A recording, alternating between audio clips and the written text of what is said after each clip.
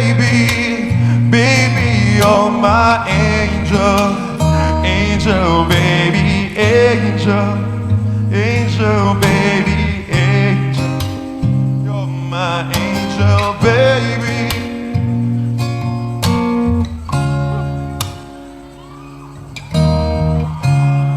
Came out the blue on a rainy night.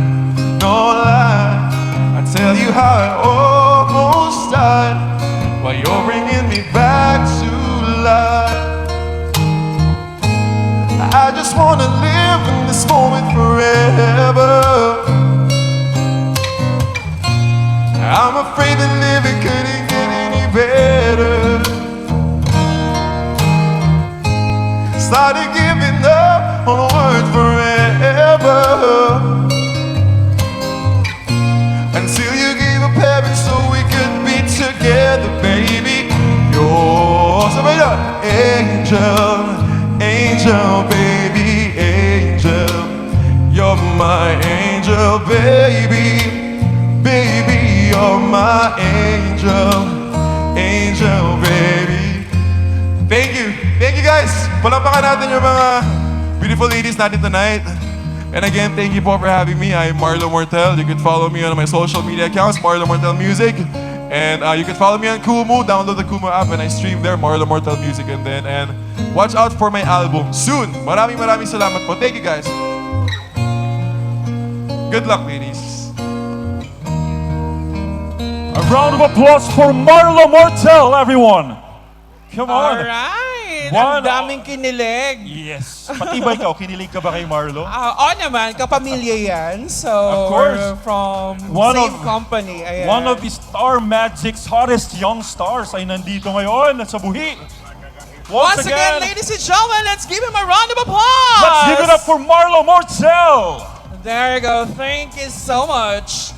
So right now, ladies and gentlemen, we are about to move on with one of the most awaited portion in a pageant like this. For we are about to have the question and answer portion of our candidates. So, as we go on with this round, makikiusap lang po kami sa ating mga audience not to make any necessary comments or reaction while the candidates are giving their answer. Alright? Yes, that's true. So hintayin po muna natin na matapos makapagsalita o sumagot ang ating candidate bago tayo pumalakpak. Alright? Alam niyo po, lahat ng itong ating candidates are very brave young ladies. Kaya sigurado tayo na lahat sila magagaling at meron talagang mga advocacies and mga meaningful messages na gustong ipaabot sa lahat. So, are we going to start? Alright, let's start the ball rolling with our candidate number 1.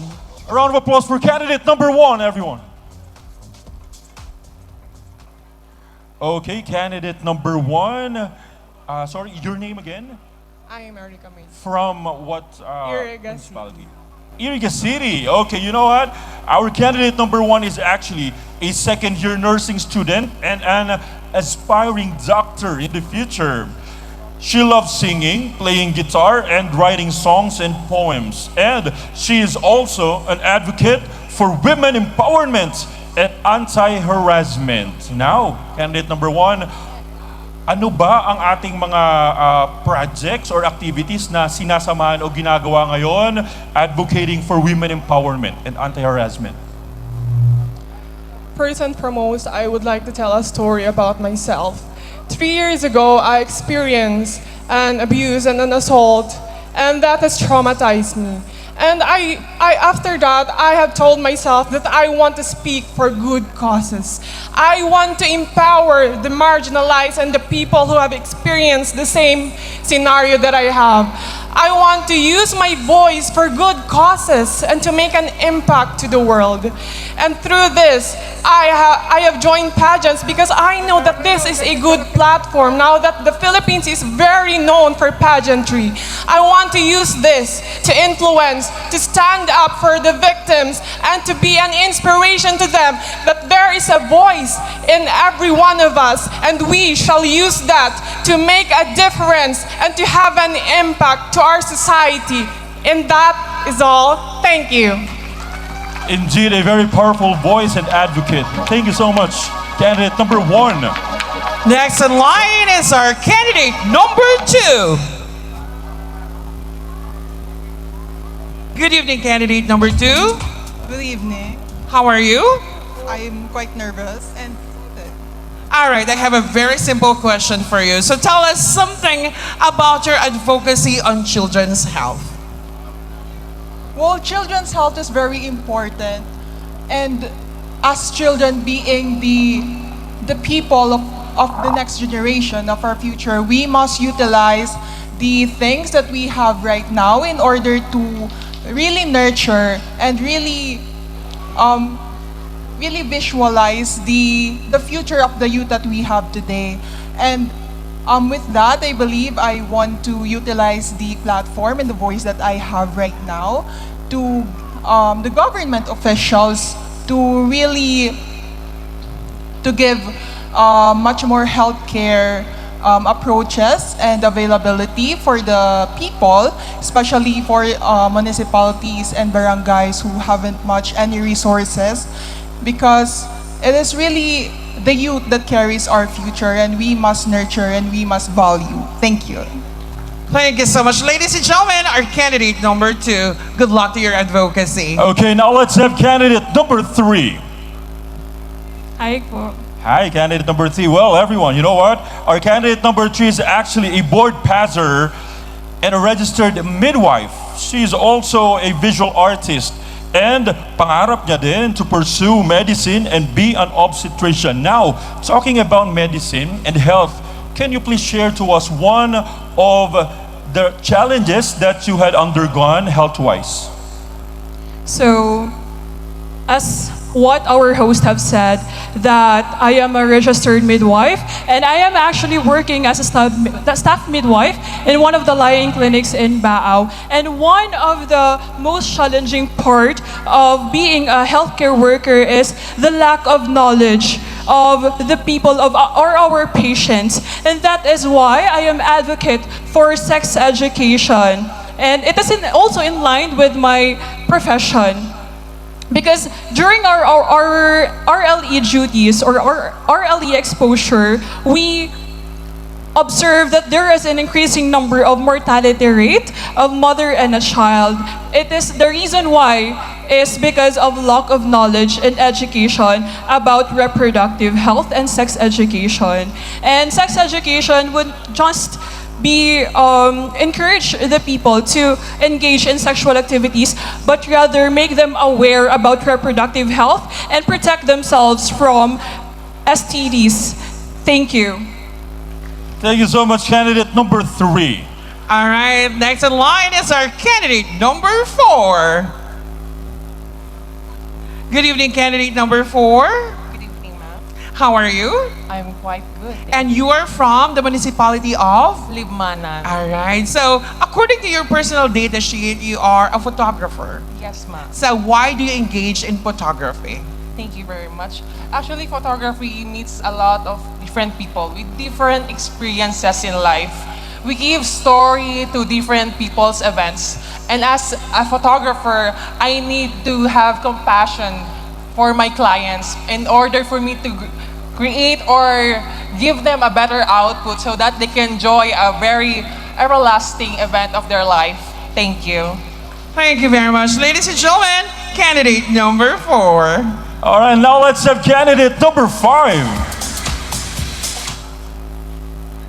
All right, well, our dear friends, you know what? Our candidate number 5 is actually multi-talented at maraming mga ginagawa sa buhay. But aside from that, she actually graduated magna cum laude in college.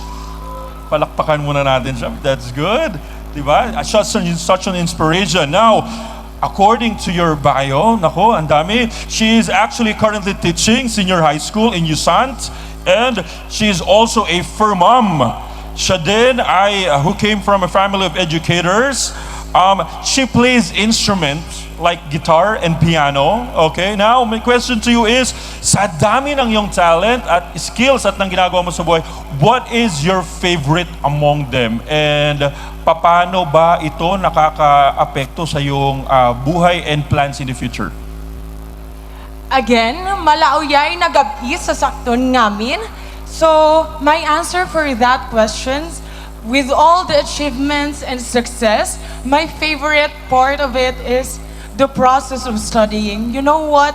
I have a lot of dreams. I have a lot in my mind in which I would love to aim success and always dream big. Because I believe, as I am now a professor, I am now a teacher in senior high school, I would love to touch the lives of every learners because I believe through my advocacy, through my voice, I can share my idea wherein we are all inclusive in terms of education, regardless of their status, gender, roles, and such. We are all equal and we have the right to quality education. And now I am currently still studying with that advocacy so that I can more inspire and transpire other people. Thank you.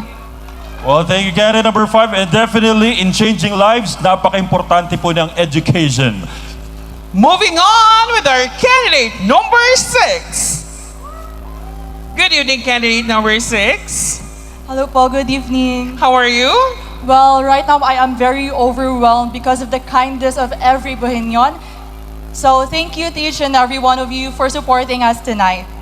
All right, my question for you is very simple. You created a fundraising program named Upulan Tulong Bangon Kamsur. What encouraged you to do this kind of program? Well, hello, good evening, everyone. Aside from my advocacy of helping the children who is not that fortunate in life, I also advocate of helping those individuals who also experience unfortunate things in life. It was year 2020 when the Camarines Sur was struck with 3 consecutive typhoons. I guess it was around November to December. I created this fundraising program to help the people in one of the barangay in our municipality. With the collected amounts from the donors, from the personal individuals, from the organizations that I never knew would contacted me, I was able to give some help to the people of Barangay Umbao in Bula, Camarines Sur. This simple act of kindness, I was able to inspire a lot of people, especially children in our barangay, Bagong Bayan, in municipality of Bula. And those children are with me right now, supporting me because they know that I am not here tonight to only compete to get the crown, but because they know that I am a woman of purpose. Good evening. Thank you so much, candidate number 6. Now let's have candidate number 7. Alright, now for candidate number 7, halos parang kapareho din ng iba nating candidates. She is actually a licensed professional teacher. And siya ay, born and raised in Buhi.